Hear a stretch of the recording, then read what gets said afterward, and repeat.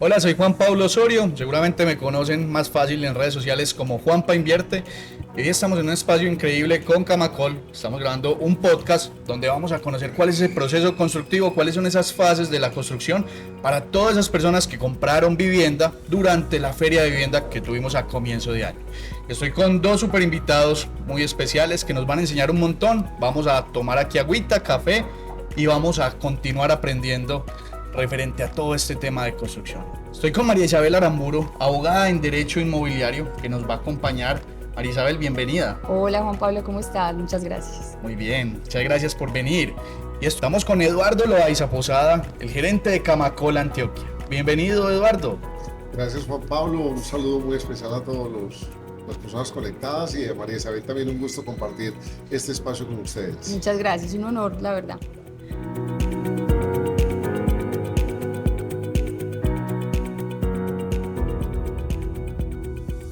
Yo, así desprevenido, podría ir a una consultora y preguntarle en qué trámites de esos 90, 93 tiene en desarrollo y cuáles no, o eso es un tema muy privado de la constructora. Esos trámites todos son públicos. Usted lo puede preguntar en la Curaduría de la Asociación de Planeación o el constructor. Muchas veces yo conozco constructores que le informan trimestralmente a las empresas: en estos 3 meses hemos logrado estos permisos, hemos adelantado este tema, monto las fotos en internet del avance de obra, etcétera, etcétera. Pero prácticamente todos esos trámites son públicos. Perfecto, y yo creo que si a nosotros cuando vamos en el carro nos cae unas goteritas de agua y nos retrasa el camino a casa, un proceso de 93 trámites aproximadamente, pues puede afectar en cualquier momento y lo pone a uno a patinar en esos plazos de entrega. Entonces, sabemos que los plazos de entrega pueden variar, lo dicen los contratos que absolutamente todos firmamos, pero adicional a estos trámites, ¿qué otro tipo de factores podrían influir en esos plazos de entrega? Ya hace poquito, por ejemplo, algo que nos cambió la vida, la pandemia. Sí. Eso claramente afectó a todo el mundo. Sí, ¿Qué sí, más sí. nos puede afectar, Eduardo? Nosotros tenemos en el mercado en Antioquia cerca de 600 proyectos. De esos hay unos 60 que todavía tienen un atraso significativo causado por las demoras en los trámites y permisos y muchas circunstancias asociadas a la pandemia. En la pandemia se asociaron con unas protestas en el 2020, no, 2019, y parte de 20 aún en pandemia. Un invierno de 3 años que tuvo muchos estragos y hubo un momento en donde teníamos las vías de acceso a Medellín completamente bloqueadas.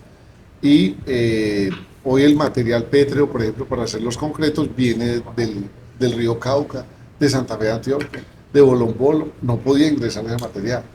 El acero en el mundo se disparó. Entonces muchos constructores dijeron: yo no soy capaz de comprarlo a ese precio, espero que baje el precio. Y en la espera de que baje el precio, bajó algo, pero se demoró más de la cuenta.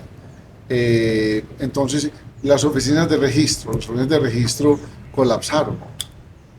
Entonces los trámites de registro, que una aprobación de un reglamento de propiedad horizontal que se puede demorar 15 días normal, ya se medía era en meses, 5 o 6 meses. Y si usted se le atrasa el reglamento de propiedad horizontal, usted se le atrasa todo el proceso de escrituración. Y al constructor le implica costos financieros, costos administrativos, y no puede cumplir a la gente. Entonces a veces hay cosas, y eso se da muchas veces en el final del proceso, ¿sí? Entonces hubo hoy todavía tenemos demoras causadas o retrasos causados por las demoras de todo lo que pasó en la pandemia. Entonces, como estamos hablando de proyectos entre 2 y 7 años, ese periodo que estamos ya la pandemia la vemos muy lejos, pero todavía tenemos efectos de las demoras en los trámites en la pandemia. Situaciones, a veces hemos conocido situaciones sobrevinientes. Eso se llama apiques, unos estudios de suelo para ver cómo está el suelo. Entonces se hacen unos apiques. No se perfora todo el suelo, algunos, como dice la norma, y se encuentran unas características y con eso se hacen las fundaciones, se calculan las fundaciones. Cuando han encontrado una roca mucho más profunda, hay que bajar más, o unas condiciones de suelo muy distintas, o unas aguas que no se habían detectado. Entonces no puedes construir sobre lo que había pensado. Si encuentra una nueva realidad, usted le toca profundizar más, escarbar, retener esas aguas, y eso se puede tomar tiempo.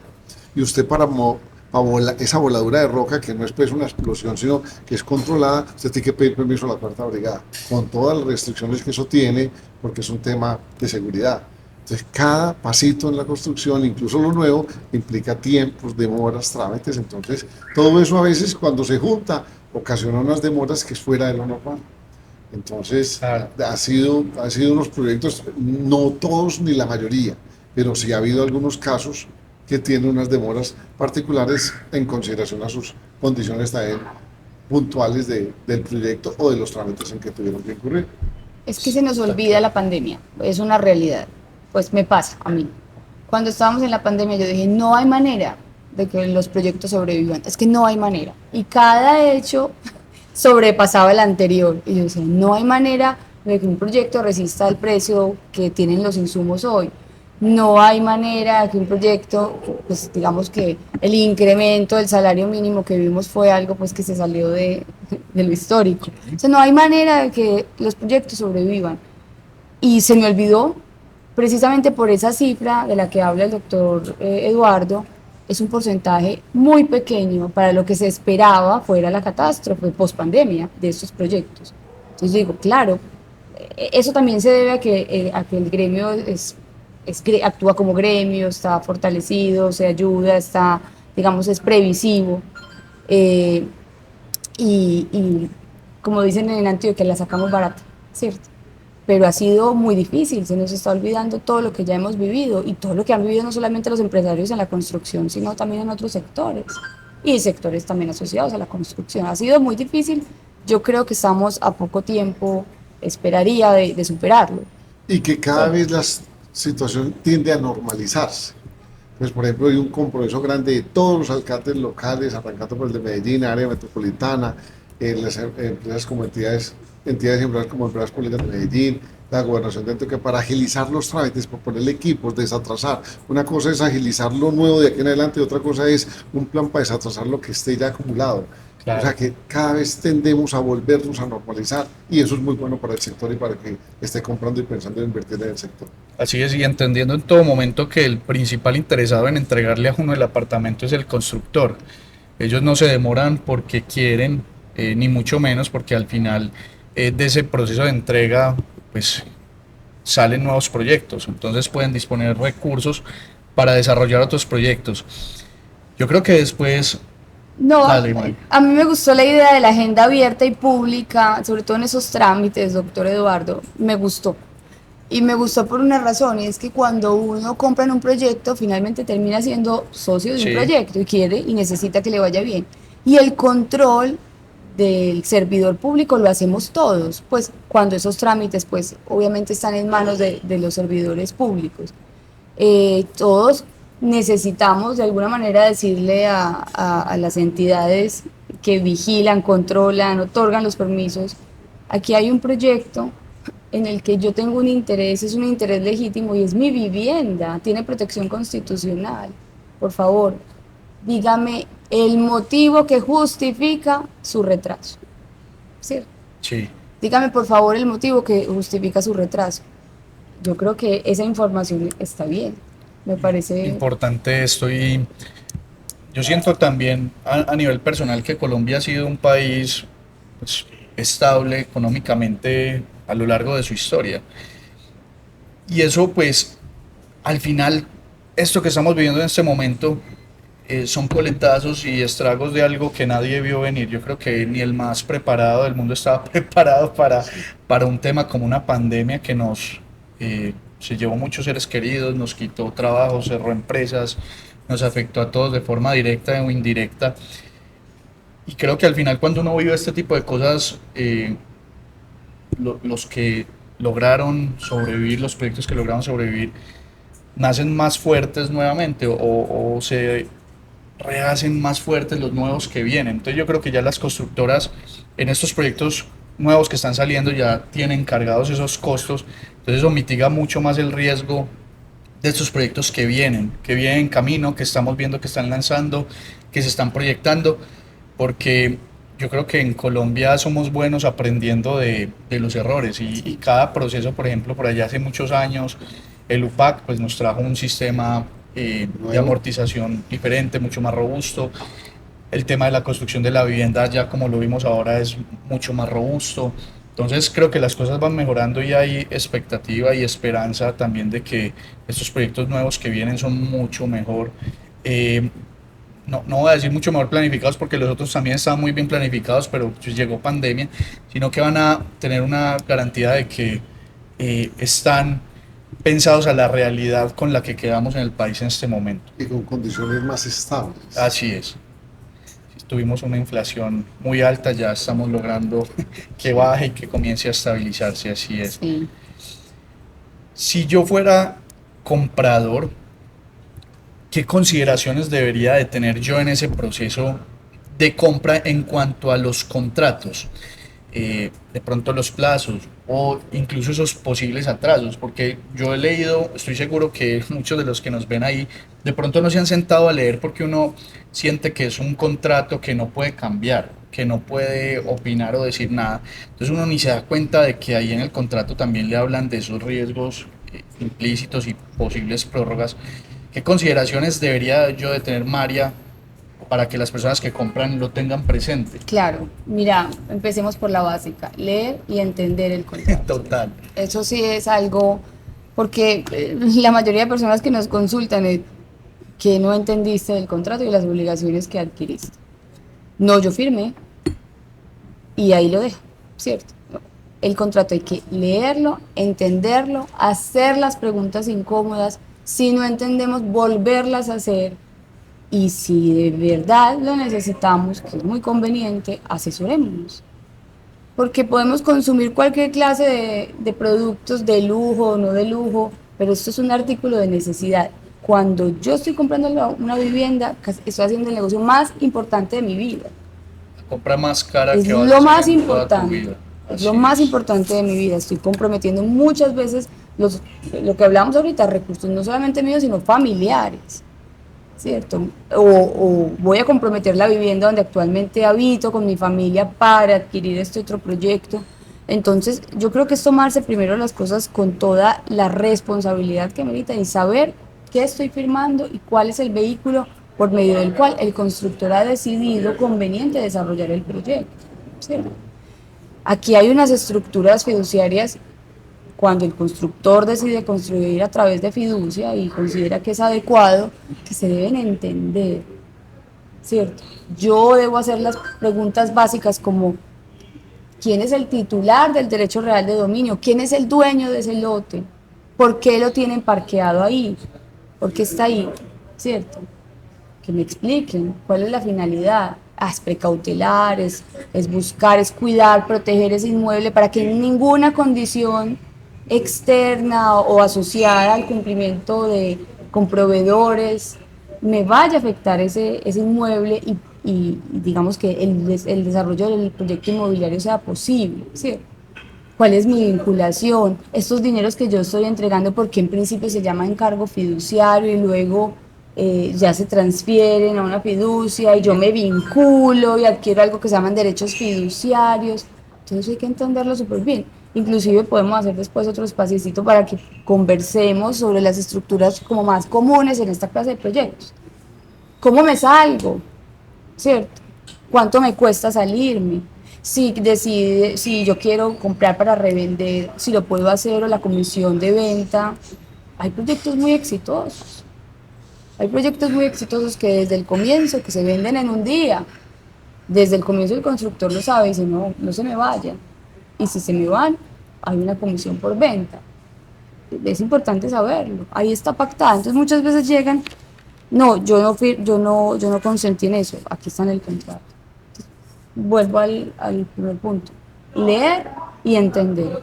Y si no entendemos, después de haber hecho las preguntas en sala de ventas o con la constructora propiamente, acompáñese de un servicio legal, una persona que sepa de estos procesos, que le explique y que usted mida el riesgo. Doctor Eduardo, normalmente el proyecto o la construcción está rodeado también como de unos entes por ahí y hemos mencionado mucho la figura y la labor de la fiducia. Normalmente todos los proyectos tienen fiducia o hay proyectos que no tienen fiducia, y cómo funciona una fiducia. Déjeme devolverme unos 23 o 24 años a la crisis del PAC, como Sí. se construía para vender. Entonces el promotor o constructor hacía un edificio, unas casas, la gente en escala 1 en 1 se medía, veía, me gustó, la compro y está disponible, tramite el crédito. Y los constructores que en ese momento tenían más construcción y más suelo son los que más se quebraron, porque el golpe financiero no lo aguantaron. Entonces eso hizo que se invirtiera, y solo se invirtiera la ecuación para que solo haya gastos en construcción si el proyecto está prevendido y en equilibrio, o sea, construyo por encargo. Entonces eso ha sido una medida muy buena, y entonces eso se ha volcado en las facilidades para los compradores.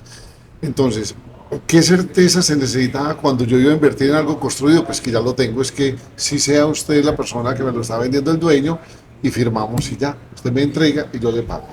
O le digo cuál va a ser mi forma de pago. Pero al pasar a vender sobre planos, estamos vendiendo futuro, estamos vendiendo algo que no existe, estamos vendiendo un proyecto. Y ahí es donde empieza a jugar la confianza. Entonces estamos vendiendo futuro, estamos vendiendo un proyecto que todavía no está consolidado ni construido, ni ha empezado los trámites. Entonces ahí hace falta un instrumento que garantice esa confianza entre el público que cree en un proyecto y empieza a apostarle y aportar la plata, para que esa plata no se vaya al bolsillo del constructor, ni a otro proyecto, ni a otra cosa. Entonces ahí surgieron, ya existían las fiducias, pero surgió el instrumento de la fiducia inmobiliaria, para que sea un tercero que está supervigilado por la Superintendencia Financiera de Colombia. Las fiduciarias, como los bancos, no se pueden quebrar, y el día que quiebre hay un fondo de la sociedad, no de esa sociedad sino social, del Estado y del país, que responde por ello. O sea, un banco no se puede quebrar, el día que se quiebre la plata no se pierde. Sí. Entonces la plata se deposita en una fiducia, que es un patrimonio autónomo, para que no se confunda con las platas de otro proyecto ni de ese promotor, y se destinen para el proyecto, en la medida que el proyecto llegue al punto de equilibrio y avance. No está en la ley, no es obligación, pero es la mejor recomendación, y es un producto que ha desarrollado el mercado de confianza, y es la mejor recomendación. Porque a veces uno se aterra, que le muestran a uno, en Camacol conocen este proyecto, y qué proyecto no lo conocemos, y qué constructora tampoco. Y si esa es nuestra labor de decir no lo conocemos, rara, pero no significa porque no lo conozcamos no exista o sea malo. Pero cuando ya nos dicen, nos dijeron que le consignáramos la plata en esta cuenta personal, y ahí salimos a eso, esa parte no nos gusta. Entonces la recomendación es que las cuotas iniciales y esos valores no deben ser depositados en otras cuentas, ni menos cuentas personales, sino porque la ventaja de la fiducia es que es un patrimonio autónomo, que si el proyecto aborta, se le devuelve la plata a la gente con sus rendimientos, y si el proyecto sigue para adelante, se debe aplicar solo en el proyecto. Entonces, en otros países, y aquí se ha hablado de por qué no miramos ese instrumento, pero se está estructurando y puede salir otra alternativa, es una especie de póliza de garantía para la gente, y es que yo recibo las platas de los compradores, y hay una póliza que le responde que si yo por alguna circunstancia no puedo avanzar el proyecto, o se me pasó algo con los dineros, alguien que es una póliza le responde esa plata, ¿sí?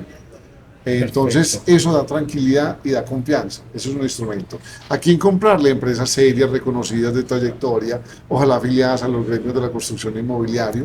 En el gremio que promovemos la legalidad, el rigor técnico, las buenas prácticas, nosotros capacitamos a las empresas, sabemos por dónde va, qué está pasando, actuamos con las entidades públicas. Cada que hay un cambio normativo y va a haber, nosotros citamos a los empresarios para que sean los primeros que sepan los cambios que se están dando. Entonces nadie del sector puede decir, yo no sabía, no me habían contado, no estaba enterado. No, porque justamente eso es parte de la asociatividad, identificar cosas que han pasado en el mercado, para que, sin ser nosotros los culpables, eso no vuelva a pasar.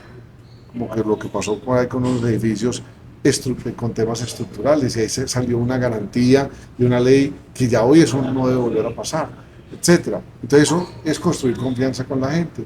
Estamos en ese papel muy importante.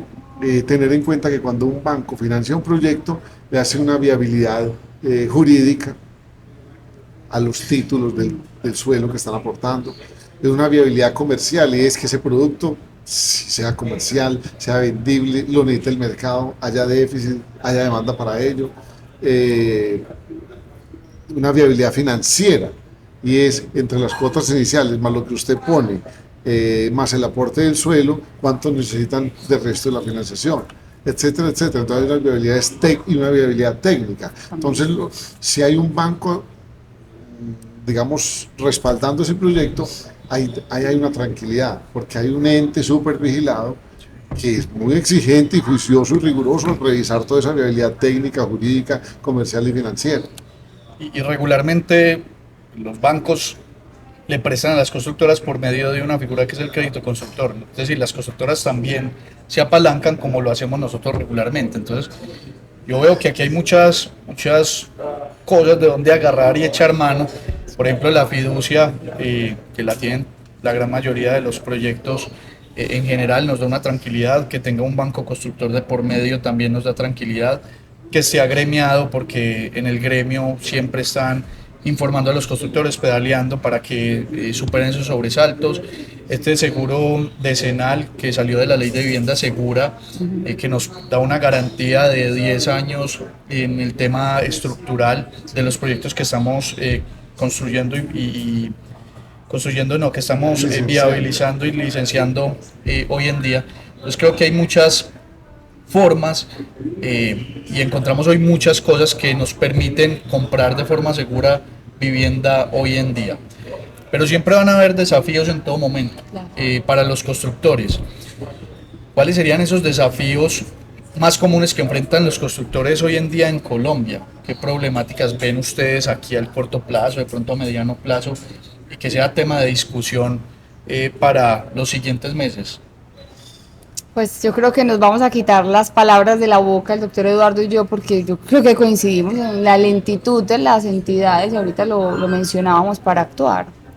Porque planificar las gestiones en papel y ejecutarlas de una parte, digamos que es un asunto relativamente sencillo, juicioso pero sencillo. Otra cosa es enfrentarse a ese silencio que muchas veces pues no tiene regulación. O sea, uno no podría constituir un silencio administrativo positivo en todas las actuaciones en las que digamos que tiene que adelantar la administración. Ojalá fuera así. No lo es, ¿cierto? Hoy tenemos unos espacios vacíos donde un poco a partir como de gestiones, de buenas relaciones, uno procura tener algún resultado, pero para mí básicamente de los desafíos más grandes que tiene el constructor es ese silencio o esos grandes espacios de tiempo para que puedan surtir efectos sus trámites. Lo que dice María Isabel es muy cierto, porque las demoras en los trámites y las demoras en poder avanzar el proyecto y cumplirle a los inversionistas, a los compradores, se traducen en costos financieros. Y ese es el mayor reto que tenemos este año, pues asociado con los tiempos del sector privado. Nosotros hemos dicho mucho desde el gremio, el sector privado no pide que le regalen nada, no necesita que le regalen nada. Los estímulos deben ser al mercado, a los compradores, a las familias, para que tengan el cierre financiero, el subsidio, la tasa de interés, el subsidio a la cuota inicial, el subsidio en el suelo, en algunos tipos de proyectos, etc. Y el mejor estímulo para el constructor es que haya mercado. Imagínense alguien que estructuró un proyecto que hoy está en construcción y lo estructuró hace 3 y 4 años. El cálculo de la tasa de interés de crédito constructor era del 16%. El año pasado estaba en el 22%, y ha bajado, está en el 18, 19, 20%. Entonces, construir con un crédito mucho más caro en un proyecto de 30, 40, 50 mil millones, esos 2 o 3 puntos en la tasa de interés por encima de lo que yo había presupuestado, es miles de millones. Entonces tengo que generar unas eficiencias para compensarlos, porque yo no puedo quitarle hierro, no puedo poner en riesgo la estructura de la edificación ni dejar de cumplir. Entonces ahí explica unos proyectos que uno le dice a los empresarios: si usted ya está prevenido, ¿por qué no ha arrancado? Entonces dice Eduardo, si usted estuviera aquí no arrancaba tampoco, esperaba unos 4 o 5 meses o 6 que baje más la tasa para poder arrancar, y esa demora en arrancar la compensaremos en esos 2 o 3 años de pura velocidad de construcción, trabajando día y noche y fines de semana y con todos los permisos y horas extras, será más barato que pagar ese costo financiero. Y ese tema financiero va muy asociado con algo transversal que no lo hemos hablado a lo largo de la conversación, pero que tiene que ver con consejos, recomendaciones, confianza, y es, mucha gente se abstuvo el año pasado, por ejemplo, de comprar porque las tasas de interés estaban altas, y es verdad, estaban altas las tasas, han bajado y van a bajar más. Entonces ahí un consejo y una recomendación es, este es un año en donde vamos a tener un cambio de condiciones mucho más favorables en el tema de crédito hipotecario. El año pasado, digamos, en vivienda, entre interés social y clase media, la tasa estaba en promedio 16,5%, 17%. Iniciamos este año y las tasas ya habían bajado al 14%. En la feria inmobiliaria, las tasas de los bancos los bajaron al 12%. Y ya hay otras entidades que tienen las tasas al 10%. Hoy hay tasas de crédito hipotecario para el comprador al 10%. Recordar que comprar hoy sobre planos no es endeudarse, y que la tasa que le van a aplicar para el crédito hipotecario no es la de hoy, cuando hace la promesa de comprante, sino aquella que exista en 2 o 3 años al momento que le entreguen el inmueble. Y de aquí a allá van a bajar más la inflación, las tasas de referencia del Banco de la República y las tasas de crédito hipotecario. Entonces eso hay que aprovecharlo. Pues congelo el precio, me dan plazo para pagar la cuota inicial sin pagar financiación en intereses, se me valoriza. Y mientras me lo entregan, va a bajar más el crédito hipotecario. Para ir finalizando este espacio, para que nos preparemos para dar unas recomendaciones finales a las personas que nos ven, a mí me gustaría destacar todo lo que aprendimos acá, y quiero que tengamos presente la realidad que estamos viviendo hoy en día. Están mejorando las tasas. Yo recuerdo que hace unos años, desde Camacol, hablábamos de que por esta época las tasas iban a bajar, y seguramente muchas personas no tomaron la decisión de comprar, y pues hoy la baja de tasas es una realidad, comienza a bajar, teniendo presente que estamos comprando, como nos decía Eduardo, proyectado un par de meses según las necesidades que tengamos. Entonces empecemos a aprovechar este tema de las tasas que empiezan a bajar. Seamos más empáticos también con las constructoras. Son 93 trámites que ya entendimos que por una realidad que vimos hace poco, pandemia, en 2020, pues nos están incrementando los tiempos. Desde el gremio ya se comienza a trabajar fuertemente para que esos tiempos vuelvan a ser de días. Es que el doctor Eduardo nos decía, el reglamento de propiedad horizontal pasó de ser un par de semanas a hablar de meses, lo cual pues incrementa mucho los tiempos y nos genera retrasos que nosotros como compradores quizás no estamos viendo, y que a las constructoras se les sale de las manos. Y tenemos hoy más que nunca mucha seguridad en el tema de la compra de vivienda. Tenemos una fiducia de por medio, tenemos el banco, tenemos ya seguros decenal, tenemos una agremiación muy fuerte y muy sólida. Los proyectos que están naciendo en este momento son proyectos con una viabilidad más clara y más segura, porque vivieron algo y ya las constructoras saben cómo deben de estructurar esos proyectos para que no nos vuelva a pasar algo como lo fue lo del 2020. Entonces estamos trabajando para que cada vez comprar vivienda sea un proceso más efectivo, más dinámico, y que podamos pues hacer esa inversión o para irnos a vivir allá. María, esas recomendaciones finales para las personas que nos ven. Bueno, yo diría que es súper importante reforzar el tema de la confianza propia como compradores, saber que somos capaces de entender lo que estamos firmando, las estructuras que se usan para desarrollar un proyecto inmobiliario, cuál es mi papel, cuáles son mis derechos, cuáles son mis obligaciones. Yo creo que eso es el punto de partida, debería ser el punto de partida del comprador, calificarnos todos los días más. Los instrumentos existen, la normatividad existe, está a favor del comprador, consúltenla, revísenla y úsenla. Muchas gracias, María. Eduardo, recomendaciones finales para las personas que nos ven. Una recomendación final es recordarle a las personas que nos ven que uno debe invertir y comprar en un sector, en un mercado que tenga rotación, que tenga compradores, que tenga mercado futuro, y en la construcción lo tienen asegurado. Primero porque tenemos un déficit de más de 1 millón de viviendas nuevas en el país, y en nuestra región de cerca de 200.000 unidades nuevas se necesitan. Y cada año en el país se conforman más de 300.000 nuevos hogares. Solo en Antioquia, más de 34.000 que necesitan vivienda. No alcanzamos a construir las que se necesitan cada año, menos atender el déficit acumulado. Entonces hay un mercado acumulado que el día que se va a valorizar, el día que lo vayan a vender, tiene rotación, que tiene valorización, que es la mejor forma de asegurar el ingreso para educar a los hijos, que es la mejor pensión que quieran tener, es ir comprando inmuebles porque en el tiempo se le va valorizando y va teniendo un ahorro y va consolidando el patrimonio. Y que existen muchas facilidades, comprar vivienda es más fácil de lo que se imaginan. Lo que pasa es que a veces la gente no le ha gastado el tiempo, que es una inversión, de consultar, de preguntar en el gremio, en las cajas de compensación, en los institutos de vivienda, en los bancos, acercarse a las constructoras y promotoras. No les cobran, nadie les cobra por responderles esas consultas. Entonces preguntar con confianza, leer los documentos, no tragar entero, y de verdad que no están solos. Hay instituciones que los acompañan, que los orientan, y hay instituciones de protección también al consumidor. Entonces, bienvenidos y miren las oportunidades que ofrece el mercado, y más en este momento en donde ya están bajando y seguirán bajando las tasas de interés, y un mercado que estará más estable y que generará enormes oportunidades para quien desee comprar vivienda para invertir o para vivir en ella. Esa es la invitación. Muchas gracias, María, por venir. Muchas gracias, Eduardo, por venir. A ustedes. Muchas gracias a todas las personas que estuvieron ahí conectadas. Mi nombre es Juan Pablo Osorio, Juanpa Invierte. Espero que hayan disfrutado de este episodio del podcast de Camacol y nos vemos en las redes de Camacol Antioquia.